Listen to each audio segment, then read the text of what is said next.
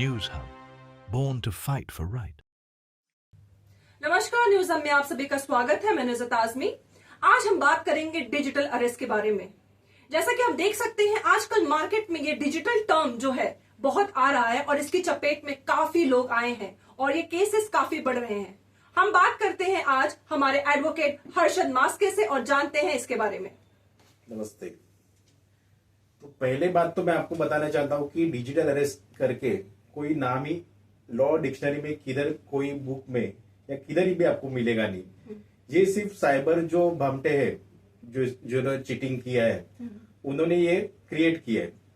इसे digital arrest में क्या होता है बेसिकली कि आपको कोई तो भी व्हाट्सएप कॉल, स्काइप, वहां से कॉल आता है, वहां से आपको बताते हैं कि आपने एक कोई तो भी ट्रांजैक्शन किया है, वो फ्रॉड है, आपके यहाँ से हवाला का पैसा आया है, आपने कोई चीटिंग का पैसा आपके अकाउंट में लिया है, तो उसके अगेंस्ट रिकवरी करने के लिए ईडी, सीबीआई या अपने गवर्नमेंट ऑफिसर्स बता के आपको अरेस्ट करने वाले हैं।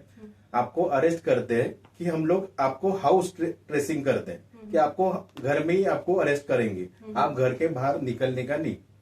उसके बाद क्या होता है, उसके बाद इनका वो बोलते हैं कि आपका जो डिटेल्स है वो हम लोग को शेयर करो, हम लोग को चेक करना है। चेक करने के बाद ये लोग क्या करते हैं कि इतना ट्रांजैक्शन है, ये आपका क्या है वो हम लोग को बाइफरकेट करना है। जो आपने पैसा लिया है, आपके अकाउंट में पैसा है, वो क्या है, उससे वो ट्रांसफर होने के बाद हम लोग को ये डिटेल्स शेयर करो। शेयर करने के बाद ये पैसा पूरा जाता है उनके अकाउंट में। उन्होंने दिया हुआ रहता है एक नोएडा का अकाउंट, एक अहमदाबाद का अकाउंट, एक बेंगलोर का अकाउंट, और ये पैसा उनके पास जाने के बाद ये लोग भेजते हैं। ये सारा पैसा विद इन मिनट्स जाता है पूरा कनाडा के थ्रू कंबोडिया के थ्रू इंडोनेशिया के थ्रू चाइना में ये पूरा रैकेट। तो आप ये बोलना चाहते हैं कि इंडिया में नहीं, बाहर कंट्रीज के लोग डिजिटल अरेस्ट के थ्रू इंडिया का पैसा बाहर लेके जा रहे हैं? नहीं, ये टोटली रॉन्ग है। क्योंकि जो बात करते हैं वो मराठी में बात करते हैं, अच्छा। हिंदी में बात करते हैं, तमिल में बात करते हैं। क्यों बात करते हैं कि अपने यहाँ के जो कुछ गरीब लोग रहेंगे उनको फॉरेन में जॉब करने का अट्रैक्शन रहता है। इंडियन नेशनल्स ही हैं? यस। अच्छा। इनको अट्रैक्शन रहता है। ये लोग क्या करते हैं कि दुबई जाने मुझे और ज्यादा पैसा कमाना है, तो जो रहते हैं साइबर एक्यूज, तो वो लोग क्या करते हैं, इनको ट्रैप करते हैं, इनको दुबई या कनाडा या यूएस में भेजने का बताते हैं और उनको बताते हैं कि हम लोग आपको वहां पे जॉब लगाएंगे।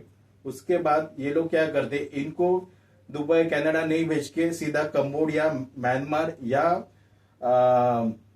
अपना मलेशिया यहाँ पे डंप करते, उनका पासपोर्ट सीज करते वो बच्चों का। उनको बोलते हैं कि साल भर आप ये बिजनेस करो, अगर आपने ये बिजनेस नहीं किया हम लोग ने जो बताया हुआ तो आपको यहाँ पे हम लोग डंप करके तो आप ये रखेंगे। बोलना चाहती कि ये काइंड ऑफ रैकेट चल रहा है Yes, जहाँ पे yes. लोगों को फोर्स किया जा रहा है, उन्हें पता भी नहीं है कि उनके साथ हो रहा है ये Yes. चीज है। ठीक है, प्रॉपर और- ट्रेनिंग दी जा रही है Right. इसकी। अच्छा। और इसके बारे में पुलिस को या अपने जो साइबर हेल्पलाइन है उनको सब चीजें पता है, उन्होंने इन्वेस्टिगेशन भी की है। बात ऐसे आती है कि फॉरेन में इन्वेस्टिगेशन के लिए अपना जो पुलिस फोर्स है या इन्वेस्टिगेशन ऑफिसर्स है उनको जो गवर्नमेंट की तरफ से हेल्प मिलना चाहिए वो उतना मिलता नहीं और वो फाइंड आउट नहीं कर पा रहे। और आज के इसमें आपने अगर मतलब आपका अकाउंट में डिजिटल अरेस्ट कुछ फ्रॉड हो गया, आपने कंप्लेंट पुलिस स्टेशन में आपने लॉन्च की, पुलिस स्टेशन में केसेस मतलब 10 लाख की अमाउंट रहेगी तो ही आपके पुलिस स्टेशन में एफआईआर होगी। अभी 10 लाख के ऊपर अगर कोई अमाउंट रहेगा तो पहले जो साइबर सेल है पुलिस स्टेशन में ही उनको परमिशन लेना पड़ता है कि ये एफआईआर लॉन्च करना है कि नहीं करना है। उसके बाद वो रिपोर्टिंग आने के बाद वहां पे एफआईआर लॉन्च होता है। तो सर, आपको क्या लगता है पुलिस डिपार्टमेंट में ऐसी क्या कमी है और क्या लैक कर रहा है कि यहाँ पे इन्वेस्टिगेशन नहीं हो रही है?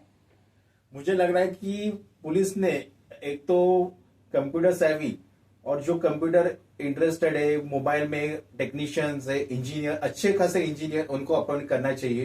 क्योंकि जो पुलिस का जो एजुकेशन सिस्टम है और उनका जो कैपेसिटी है वो जो डिजिटल एक्यूज है उनको अरेस्ट नहीं कर पा रहे। और ट्रेस नहीं कर पा रहे, क्योंकि बाकी के ये डिजिटल एक्यूज है वो इतने स्मार्ट है कि अपने जो लोकल पुलिस वो उनको कभी भी ट्रेस नहीं कर पा रही है। अच्छा, so they are very smart in Yes. Technician के बोल सकते हैं। तो सर अभी जो रिकॉर्ड्स है कि एक दिन में एन एवरेज कितने स्कैम्स हो रहे हैं? अभी जो पूरा ये साइबर क्राइम में जो निकाला, तो दिन में अपने इंडिया से 6 करोड़ अमाउंट जा रही है। Almost last year 2140 crore something वो उतने अमाउंट का फ्रॉड हुआ है। तो सर अभी जो डिजिटल अरेस्ट चल रहा है इसके कोई रिसेंट स्कैम के बारे में बताएंगे? अभी हालांकि केस चालू है, उसमें उन्होंने कहा कि हम लोग ट्राई से बात कर रहे हैं। फिर वो ट्राई वालों ने उनको कॉल करके बताया कि हम लोग आनंद राणा करके क्राइम ब्रांच से आपको फोन कर रहे हैं। मिलिंद भारांबे उसमें जो डीसीपी करके है, उन्होंने हमारे जो क्लाइंट है उनसे बात किया व्हाट्सएप के थ्रू और कहा कि आप नवाब मलिक को जानते हैं क्या? तो हमारे क्लाइंट ने कहा कि नहीं जानते।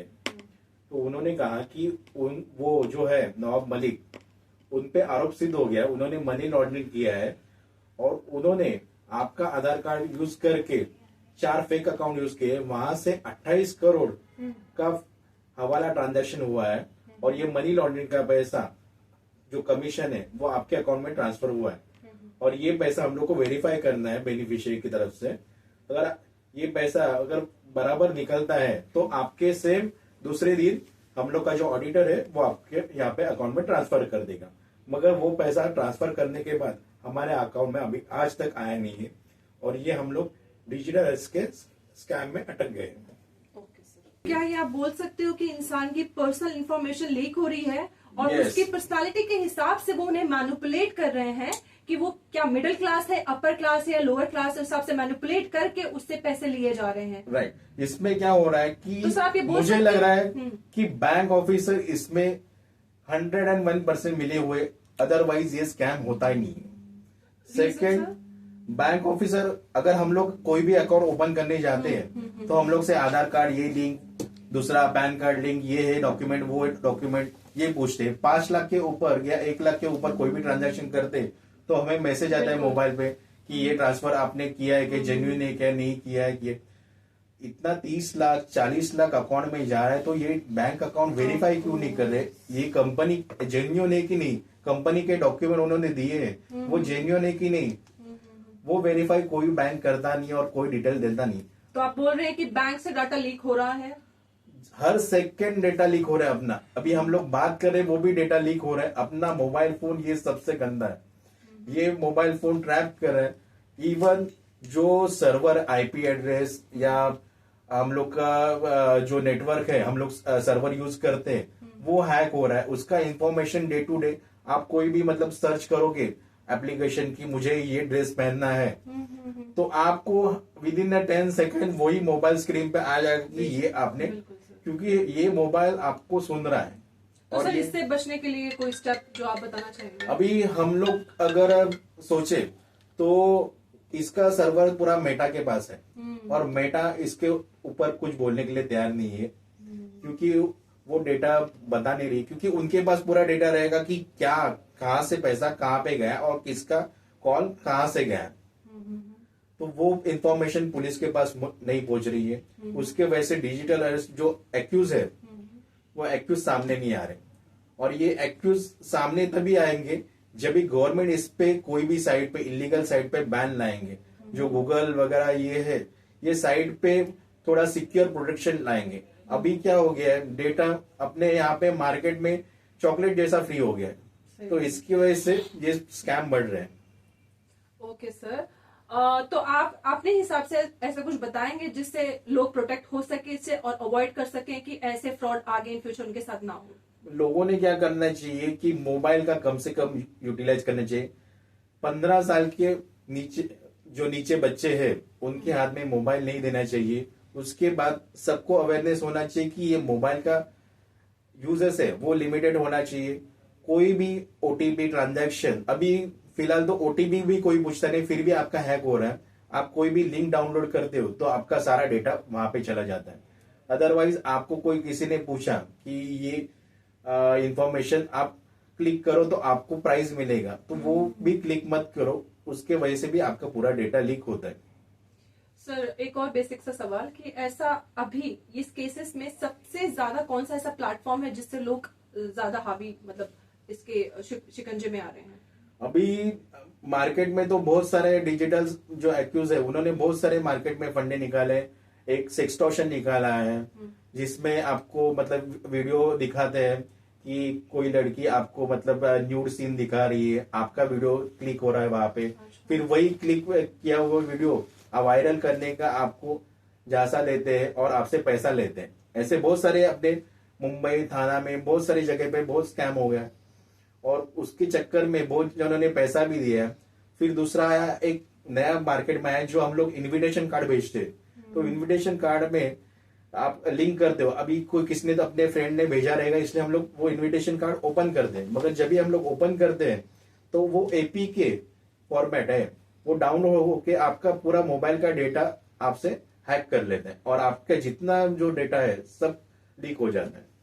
ऐसे डिजिटल स्कैम मार्केट में बहुत हो रहे हैं। अगर आप ऐसे किसी भी डिजिटल स्कैम का हिस्सा हो रहे हैं तो प्लीज पुलिस से संपर्क करें। इस नंबर पे कांटेक्ट करें और किसी भी लिंक को शेयर ना करें और ना ही किसी लिंक को क्लिक करें और अपनी डिटेल्स किसी को ना दें। सावधान रहें और सतर्क रहें। News Hub, born to fight for right.